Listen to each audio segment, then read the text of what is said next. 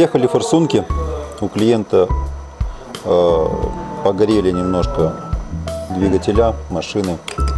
Попросил восстановить, хоть что-нибудь сделать с этими форсунками. Вот мы попытались восстановить. Это Volvo F157. Видно, что розеточки подгоревшие. Восстановление распылителя произвели. Видно, что он восстановленный. Тест-планы предоставляем с кодировкой. Удалось собрать на бэушных запчастях.